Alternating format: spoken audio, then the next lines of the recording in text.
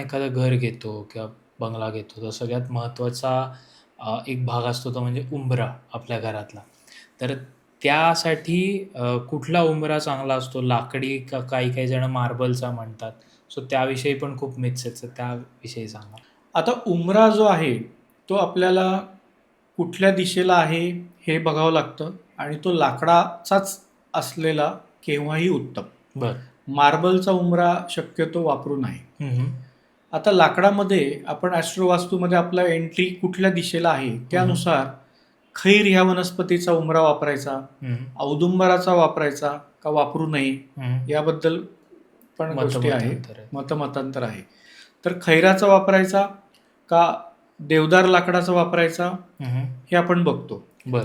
पण साधारण ज्यांना ॲस्ट्रोवास्तू किंवा एंट्रन्स काही कल्पना नाहीये, अशा लोकांनी सरसकट खैराचा वापरला तरी त्याचा लाभ होतो. त्याची बरं. कुठल्याही पद्धतीने साईड इफेक्ट नाही.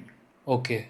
परंतु औदुंबराचा जर उंबरा वापरला, आम्ही ओजस्वी ॲस्ट्रोच्या माध्यमातून मी स्वतः औदुंबराचा उंबरा रेकमेंड करत नाही. बरं. कारण मंदिरासाठी किंवा ज्या खूप जागा ऑस्पिशियस आहे, तिथे औदुंबराचं उंबरा वापरला जातो. बरं. परंतु आपण जे कॉमन फॅमिली मॅन आहे, तिथे त्या पद्धतीने सगळ्या प्रकारचे सोहळे-वोहळे पाळले जात नाही. त्यामुळे त्याचे निगेटिव्ह इफेक्ट जाणवतात. म्हणून शक्यतो आपण जर पाळू शकत नसेल, तर औदुंबराचा उंबरा वापरू नये. ओके.